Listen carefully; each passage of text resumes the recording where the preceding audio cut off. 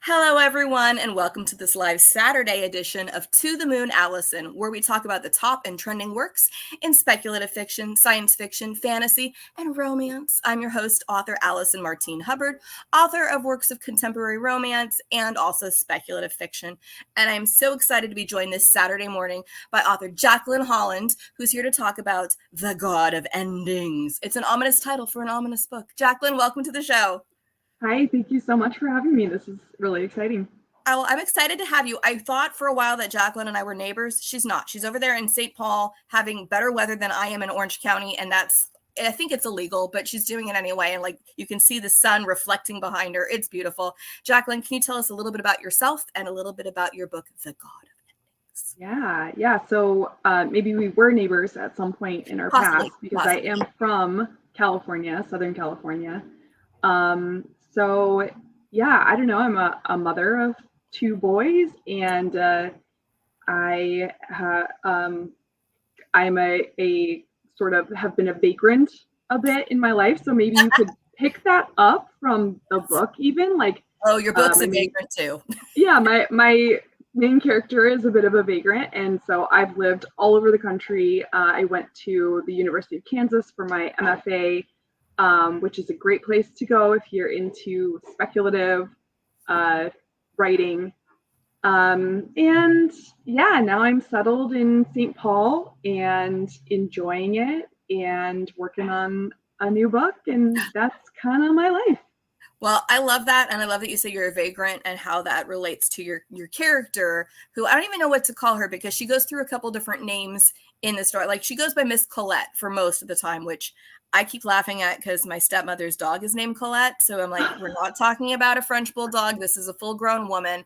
And I was telling Jacqueline before the show, this is one of those books that I hadn't heard of. I saw the cover. It's red and it says The God of Endings on the front. And I'm going, I think I need this book. No idea what it was about.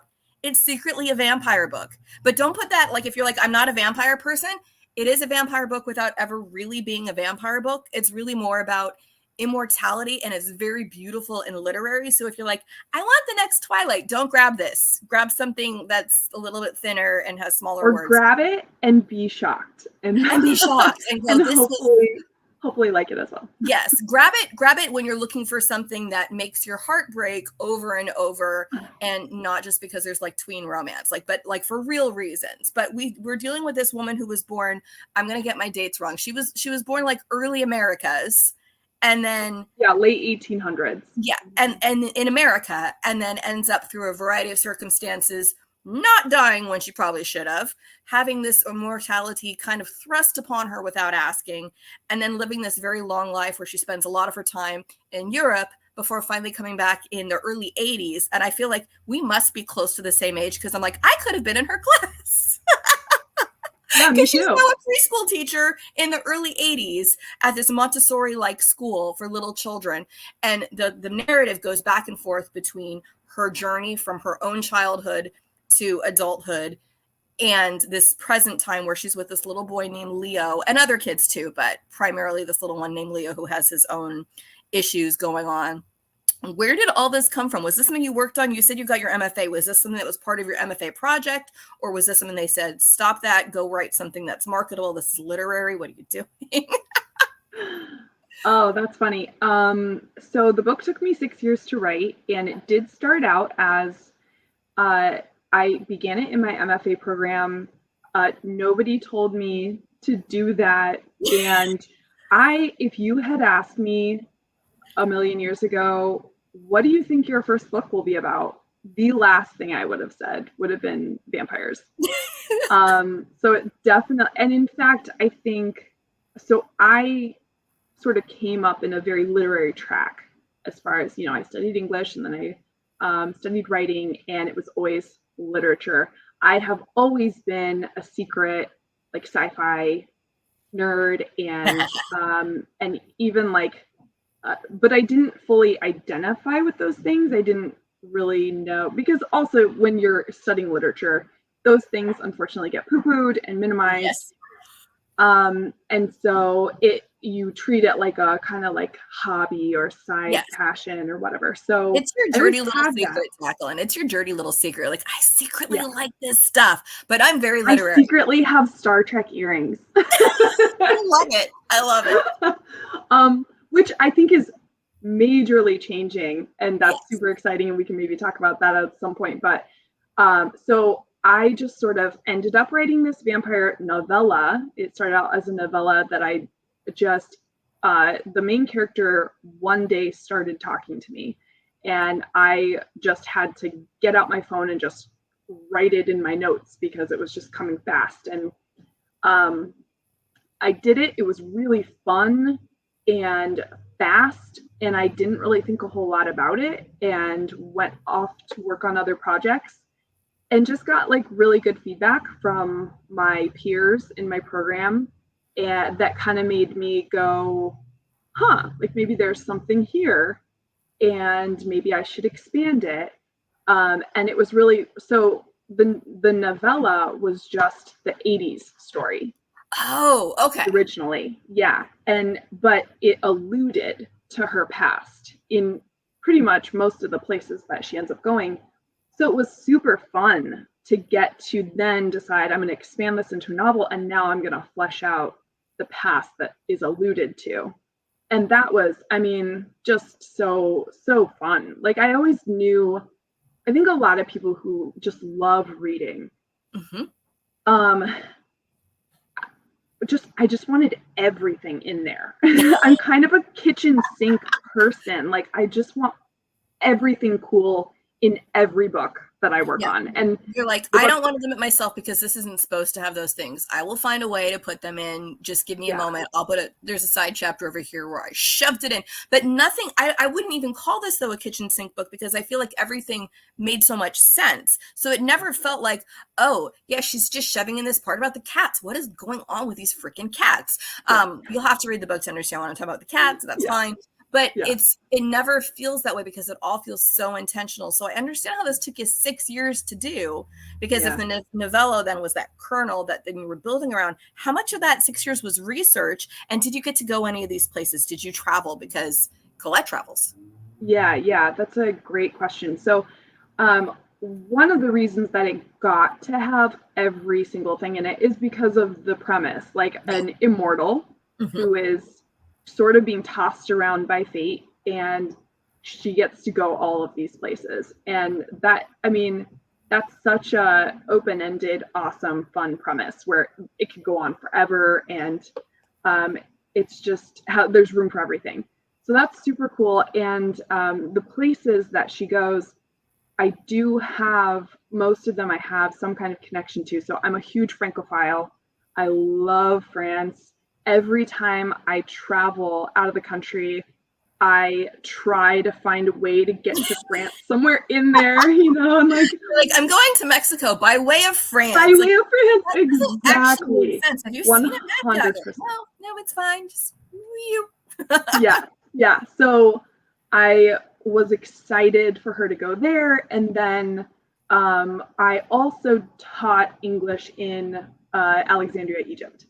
And I was so enchanted by Alexandria when I was there, and I knew as soon as it was like, okay, girl's gonna travel, girl's gonna see the world, I knew that I wanted her to go to Alexandria. And there's a scene in that section involving a child, and a child getting hurt.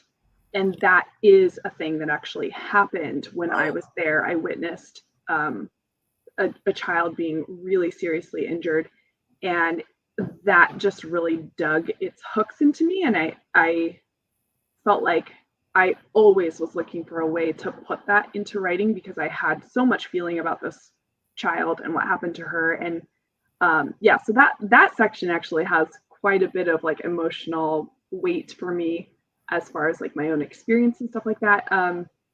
She also goes to Eastern Europe.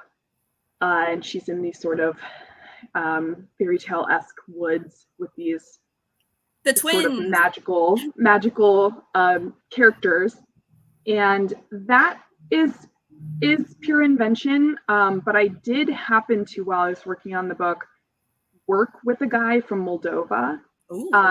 who, like, when we started, we didn't know each other, we weren't talking much, but then all of a sudden he started opening up and he starts telling me all the lore and all the like religious rites and about foraging when he was, lived there, and there was a lot of poverty and things like that. And he was the one who introduced me to Chernobog, the god of endings.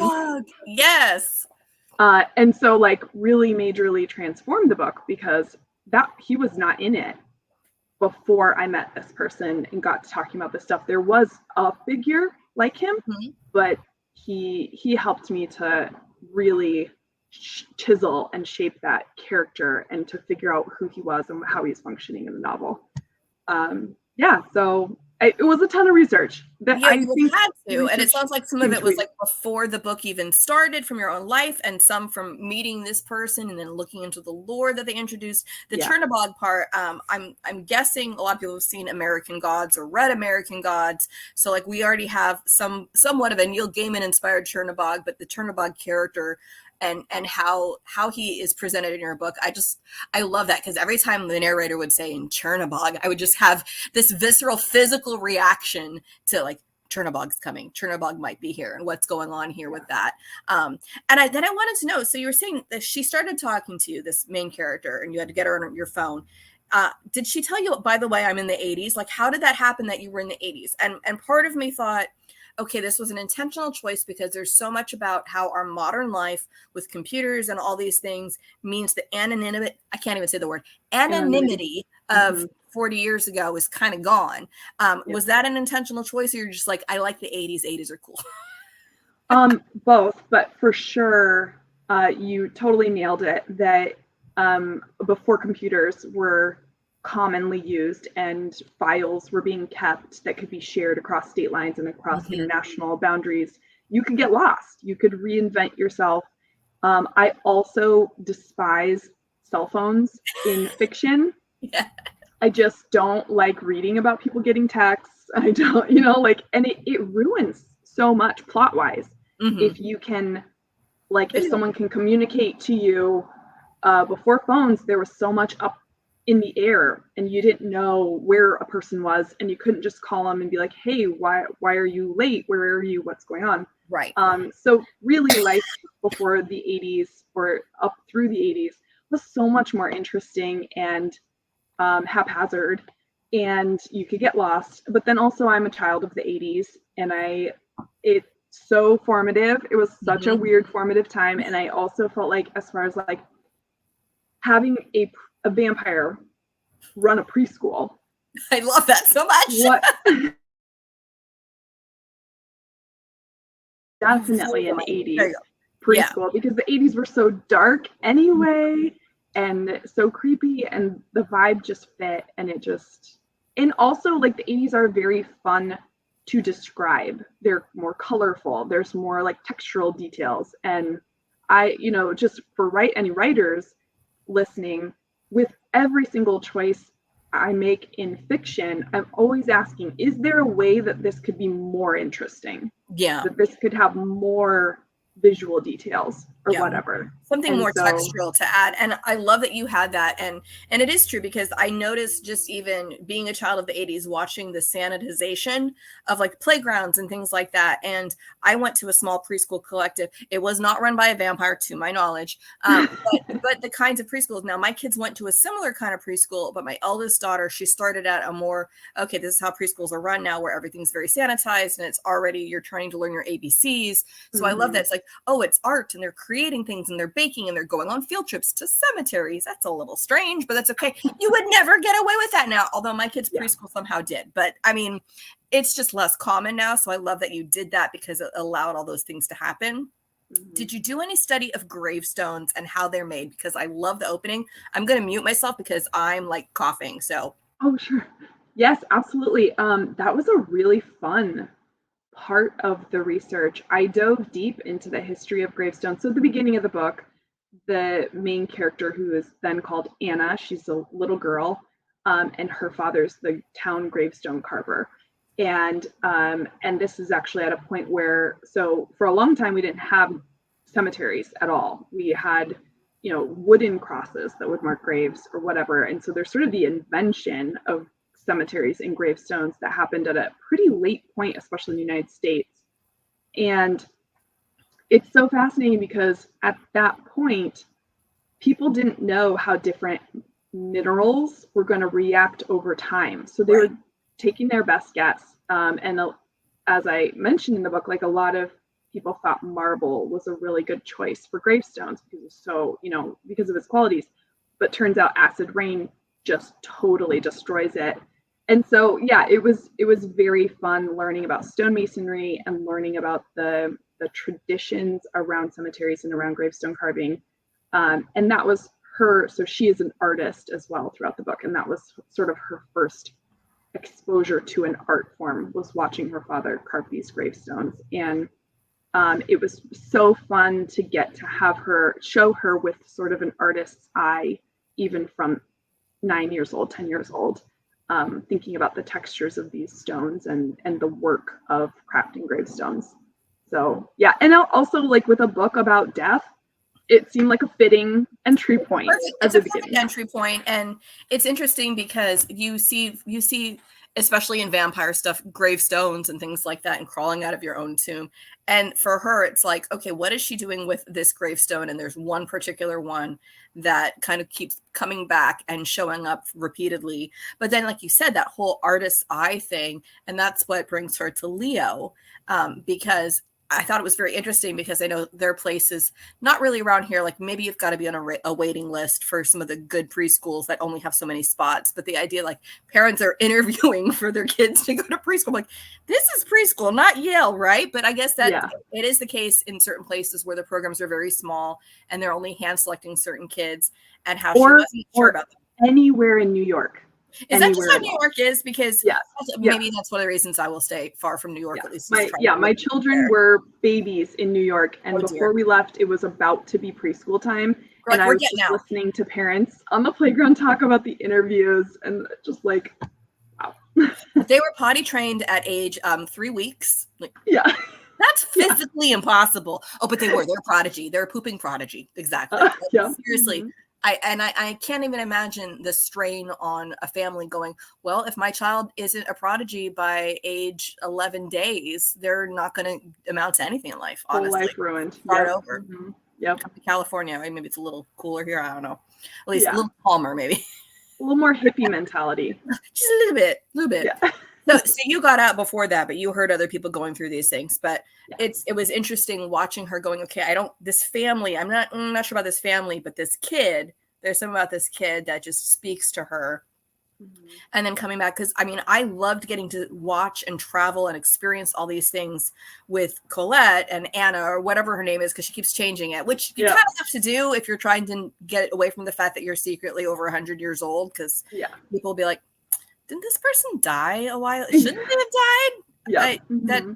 The time isn't adding up. But yeah, so I love these scenes that you have with Leo and Leo's mother and all of those, and watching that whole relationship change and develop, and the reveals you have there. Just please tell me all of that was completely fiction.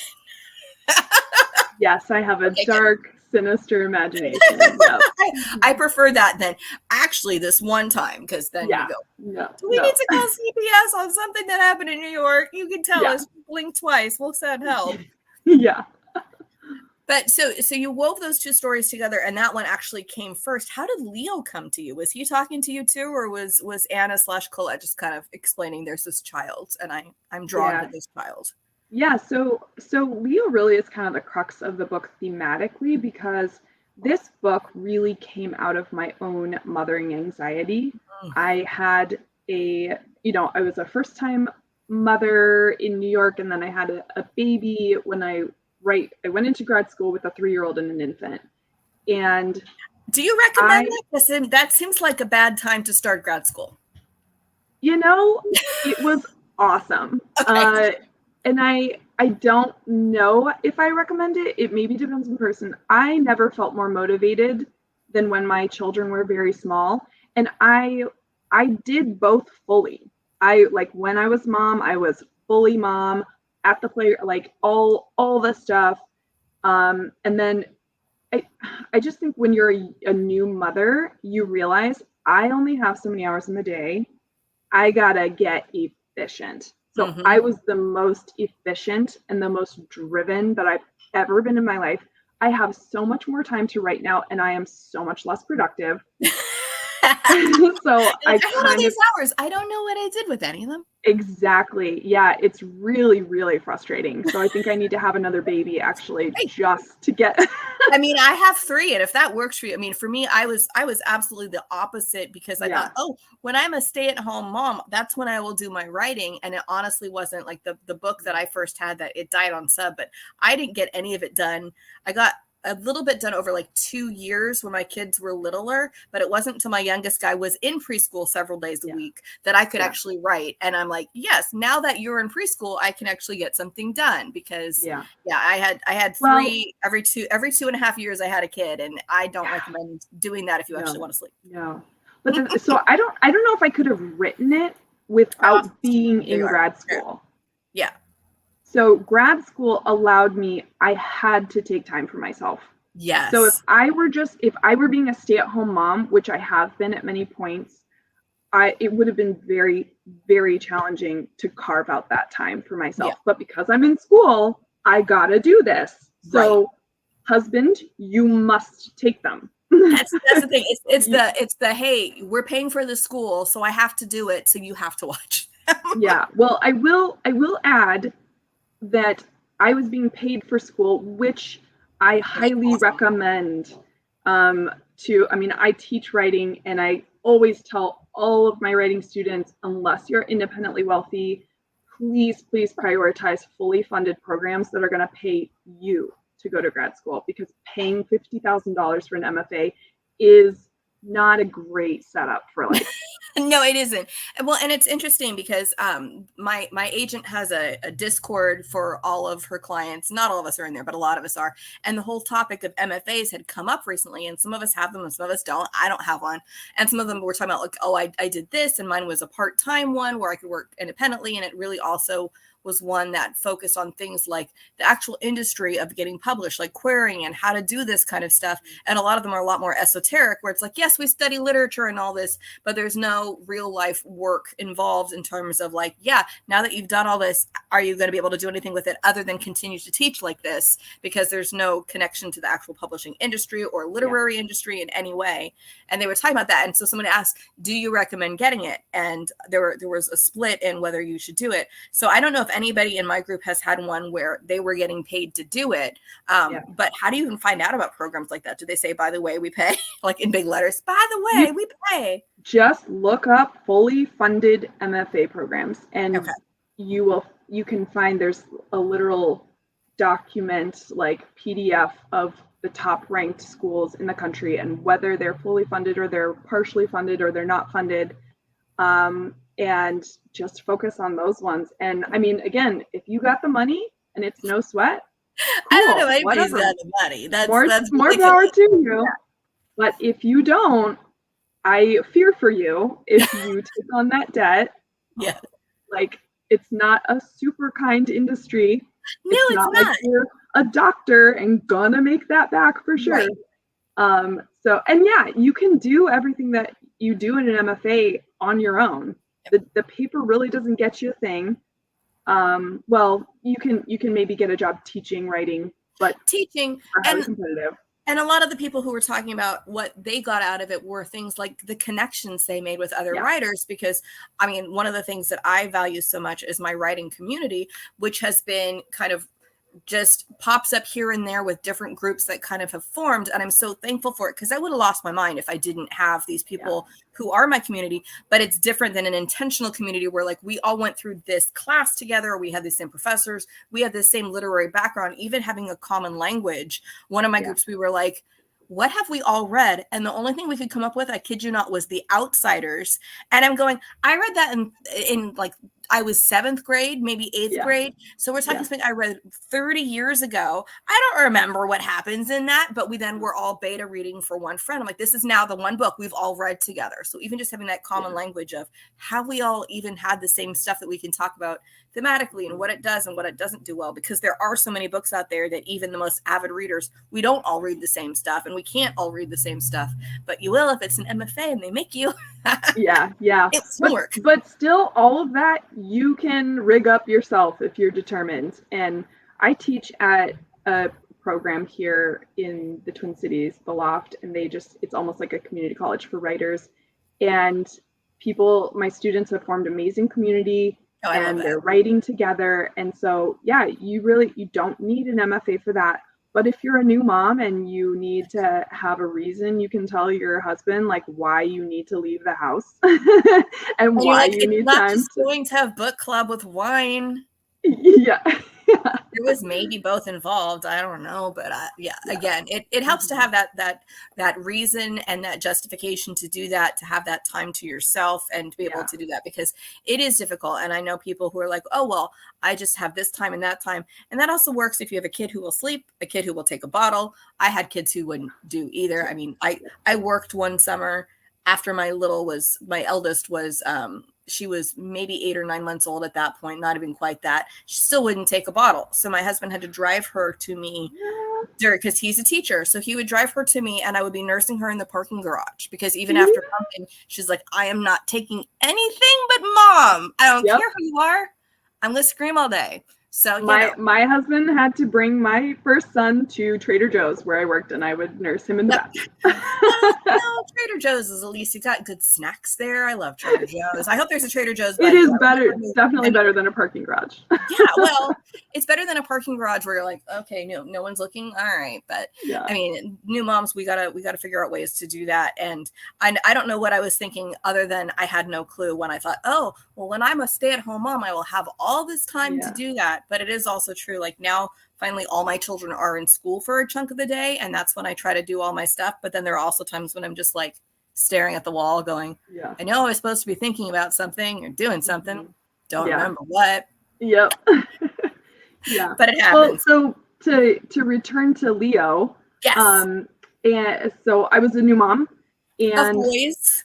I was super anxious about my own imperfections, which is a neurosis that I think attacks mothers when you have a child. All of a sudden, you are so stressed about whether or not you're a good mother, or whether or not you're a good human, or whether you're a danger to your child. You know, like you were the same flawed person before you had kids, but all of a sudden the stakes are so high. Right, because before it was just your life you'd screw up. Afterwards, you're like, I have you, and I don't want to do anything that's going to hurt you. And you are only going to be what I make you. You know, which isn't true. Like the whole world shapes your child, and all kinds of things shape your child. But especially with that first one, you just feel like if you use the wrong tone of voice, they're going to be in therapy for life or whatever. Yes. So I was dealing with this sort of real angst about, am I good or not? Am I good or bad? And so this character, at that point, since it was just the 80s plotline, this was Colette, started speaking to me, and she was dealing with this anxiety about the harm to good ratio that she does in her life. And the great thing about fiction is that it just gets to turn the dial way up.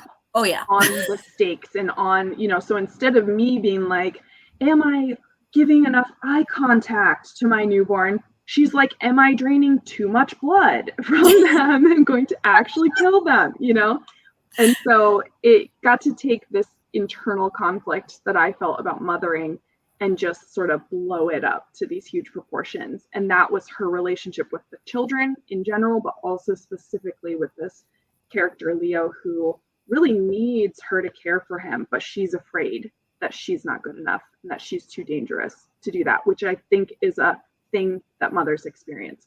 I think that's true. And I do this. Yeah.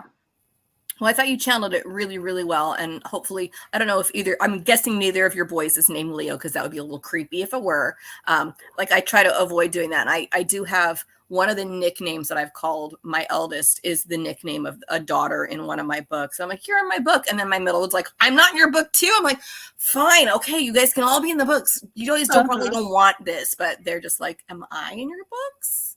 Yeah. And they all are like, oh, mommy, your books are my favorite. I'm like, you were not allowed to read any of the books. So I don't think this is appropriate for an 8-year-old little dude. No.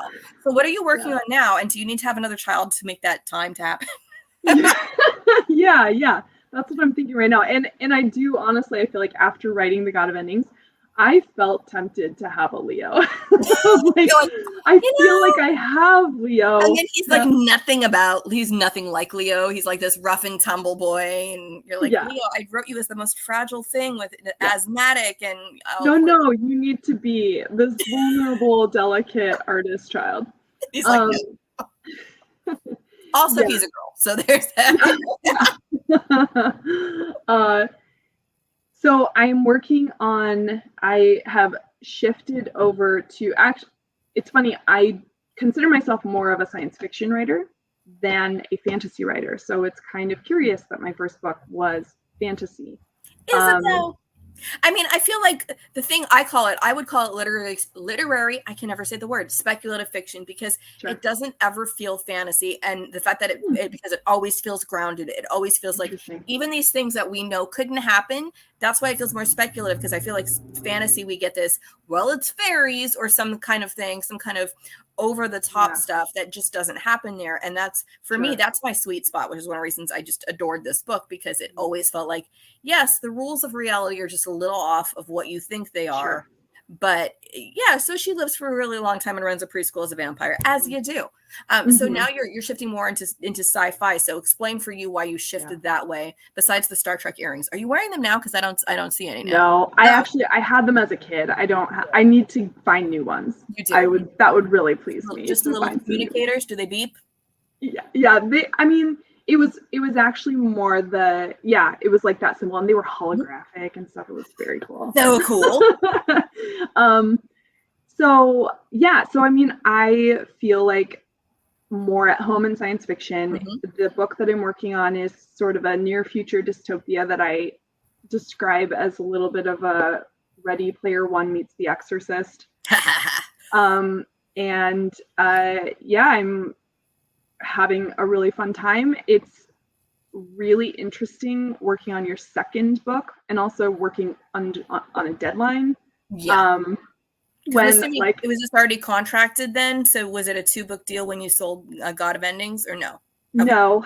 I entered into a new contract shortly after The God of Endings came out on like the idea.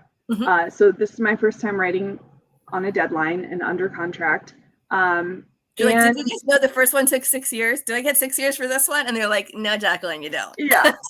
We will be so generous and give you 2. Hey, that's actually pretty generous. I mean, I know it depends on when the first one comes out and how quickly that second one is signed, but 2 from start to finish still. I was personally very insistent that I'm very, quality is not a thing I'm willing to compromise on. And even with 2 years, I was nervous, but about being able to deliver the quality that I would feel proud of. But yeah, it's super fun, and it feels like a much calmer experience than writing your first book, where, my first book, The God of Endings, I did not know how to write books. I was learning. You were learning as you were doing it. But in one of the things I recently read Chuck Wendig's, I'm going to botch the title of the book because it's like how to be an author or a writer without losing your mind. It's like gentle writing advice. And one of the things he says that I feel like is so true is you never learn how to write a book. You learn how to write that book, and then you have to learn how to write this next book. And there might be some similarities, but you're also going to have to learn what worked for that isn't going to work for this. And what was funny with that is the one of his that I had read just before reading that was the one he's like, this is one that broke me because nothing I was doing before was working. Like, but that was amazing and I loved it. But again, he was like, I don't know what I'm doing, and this isn't how my other books feel or work or anything. Help. Yeah. And I definitely have had an experience of that because The God of Endings is written in the first person, present tense, which was not super fun to do. And I know people who won't even read it. And I've written first person present, and I've written third person limited present. And a lot of people are just like, stop writing in present tense. But I like it. And I don't always do it. But there are some people who just are like, you cannot write books in the present tense. But for me, there's that immediacy that you lose when it's past tense. Totally. Yeah. What is this one in terms of tense? So after that, I was like, my next book, I am writing third person past tense. Like, but third person limited, I'm assuming. Yeah, yes. And so, and I wanted to do that because I was like, I don't want to work that hard. That was too much brain hurting. I just want to do something that feels easy, and it did not feel easy. It was crazy that 6 years trying to do this thing that felt so hard had rewired me, and now writing third person past tense what felt really challenging and awkward.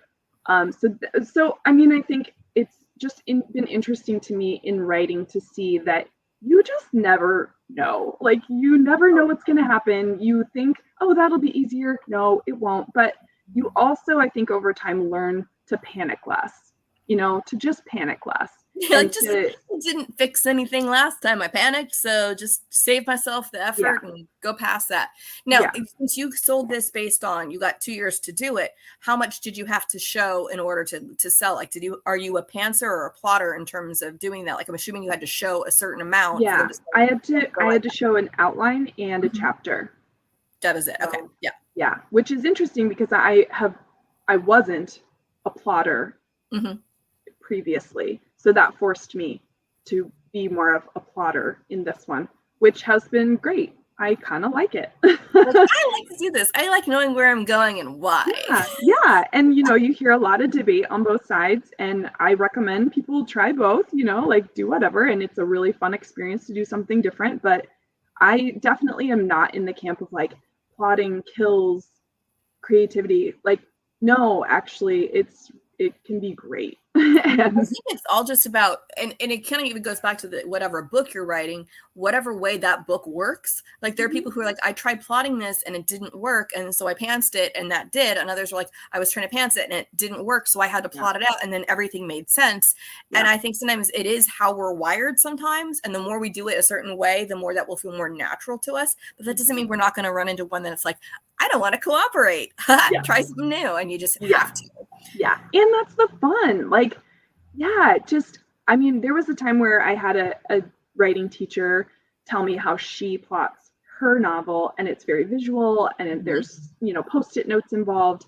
And I tried it, and it was totally amazing. And it just unlocked parts of my brain that, I'd been beating my head against the wall about certain things. And then the pieces just came together, and it just reminded me of like, just try different things and be open to learning and discovering new strategies and new ways, and like just have them in your pocket for, to try out.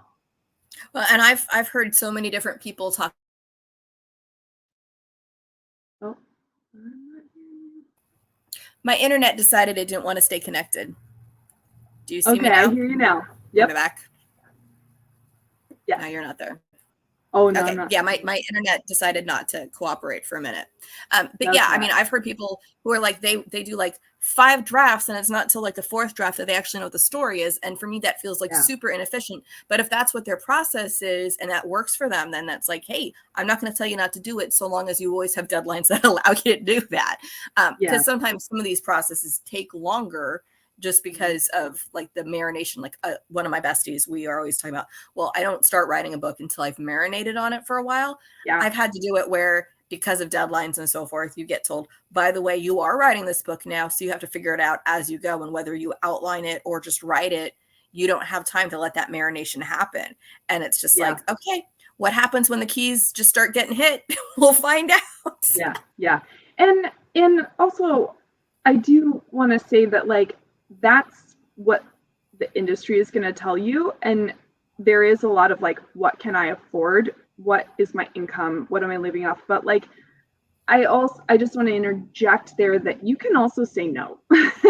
it means you're going to have to take financial risks. Mm-hmm. It means like it's scary, but if you're a person who like your artistic vision is very important to you, yes, you need to understand that this is going to be the expectation, but you should also understand that life is full of choices. And if you don't want to do it, you don't have to do it. You can write the thing, take as long as you want, work a side job, bartend, whatever, and get the book the way, spend those years marinating, do all those drafts.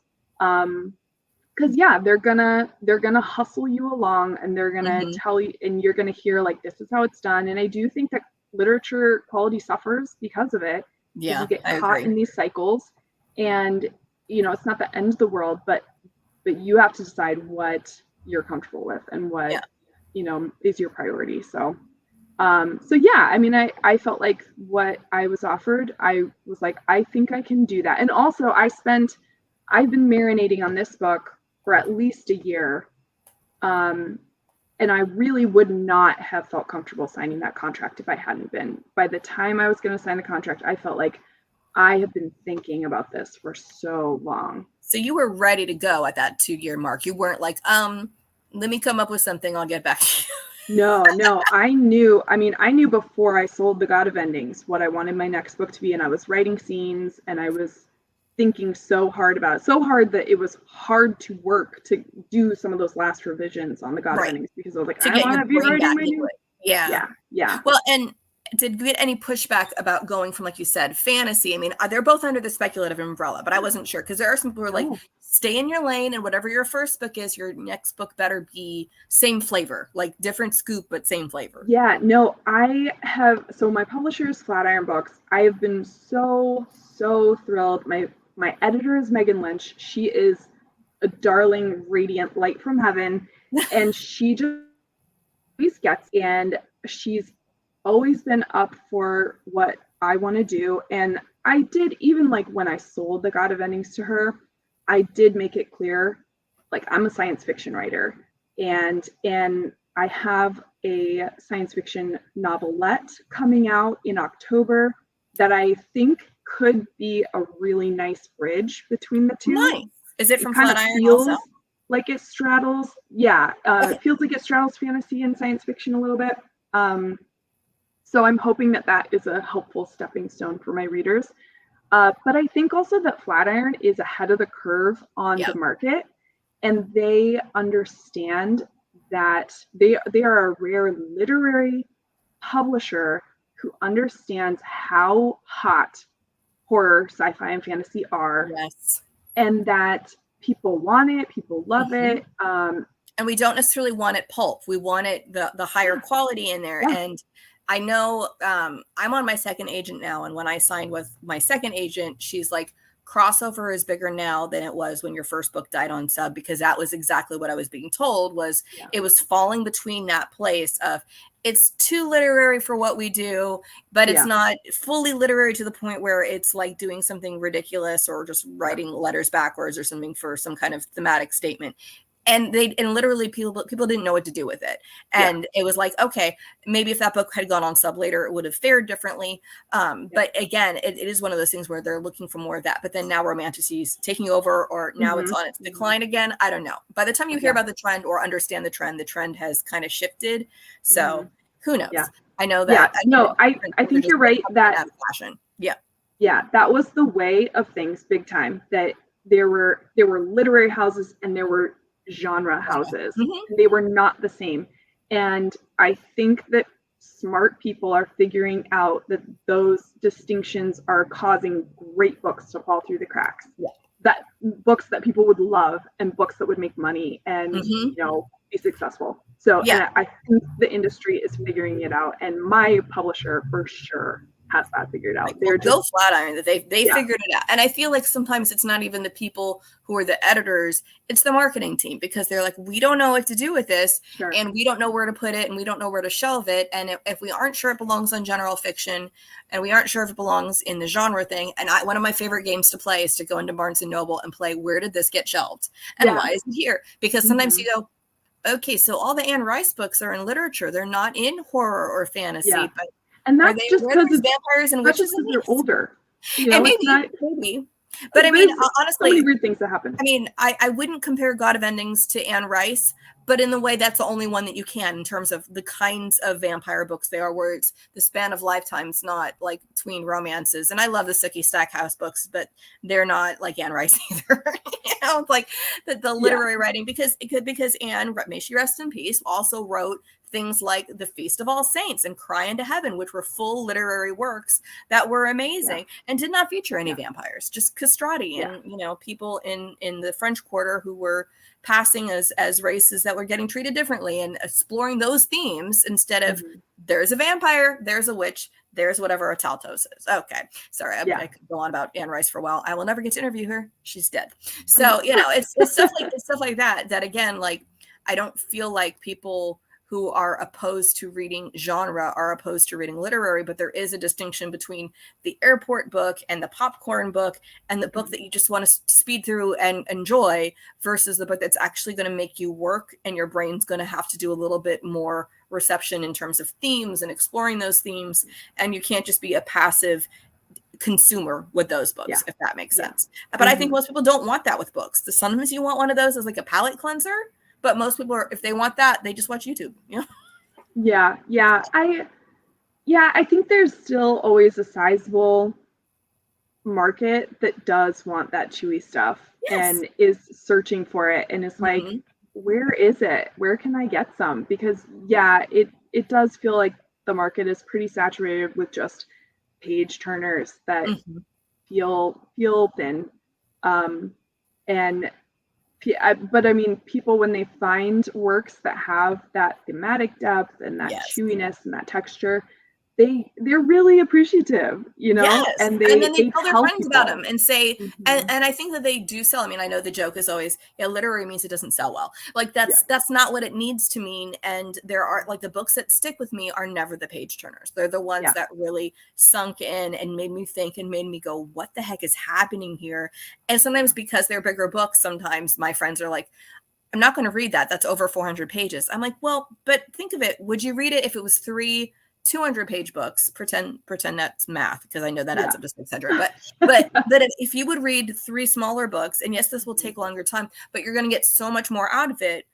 Why would anybody be scared of that, other than physically hefting the thing around? And then when you say get the audiobook, because this is kind of thing, like, there's this whole Bookstagram culture, and there's Goodreads, and you get the same credit and adrenaline rush for a 200-page book that you do for a 400-page book on Goodreads. And people will be like, I can't read that. That's going to slow down my annual reading goal or whatever. So that's why we got to sneak in a couple novellas there to balance it out, because then for everyone, because like sometimes I was laughing because I made a much lower Goodreads goal this year. I'm like, who am I fooling here? Everybody knows how much I read, mostly because of the shows I do, because I always read before I have on. And yours was an exception, where I had read the book and then chased you down like a little terrier going, I really want to talk to you. But that's usually what sets my TBR. And sometimes they're shorter books and sometimes they're longer books.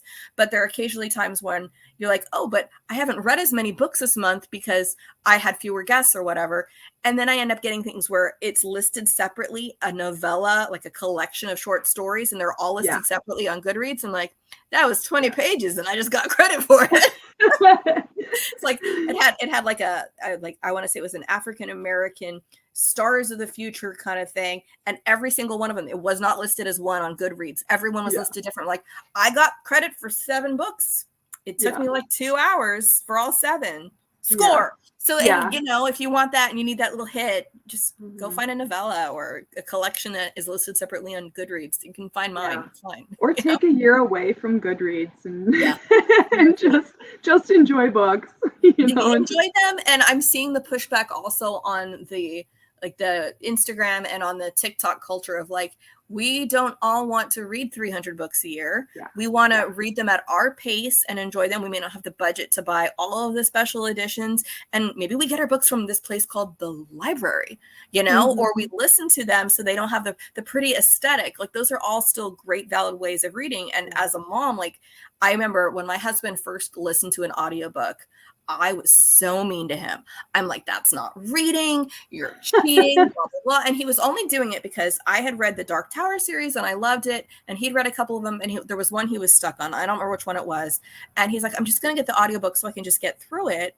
And then he's like, oh, I actually enjoy this. And he totally tricked me. And I will not forgive him for this because he's like, I have Ready Player One and it's narrated by Will Wheaton. I'm like, no fair using your childhood crush against you. You knew that. It's not fair to Wesley Crusher at me. And so I listened to it. I'm like, okay, fine. I like audiobooks. Fine, I'll do it. And what's interesting is a good narrator can sew. I'm like, I loved the audiobook for The God of Things. Like it was just done so well. And a good narrator can elevate it.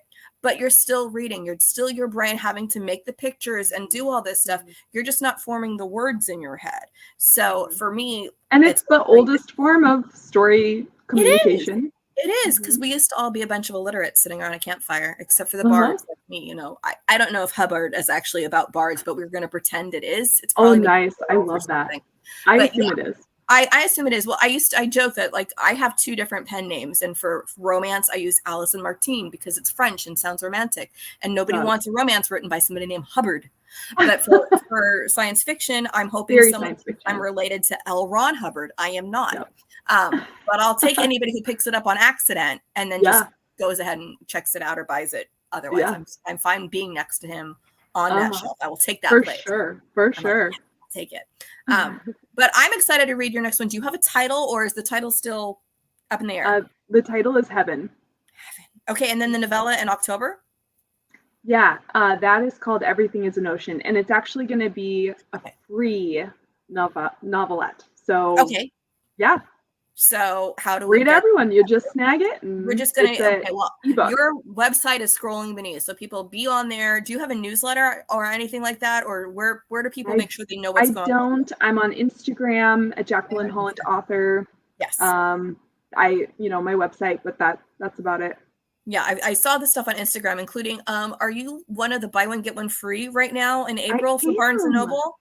Okay, well, that's a good way to sign off. Everybody, I think I saw, maybe it's just because I'm like Premiere or something, today's like triple stamp day or something ridiculous. Yes. So go get the book, get another book with it, because all the stamps that you could possibly get.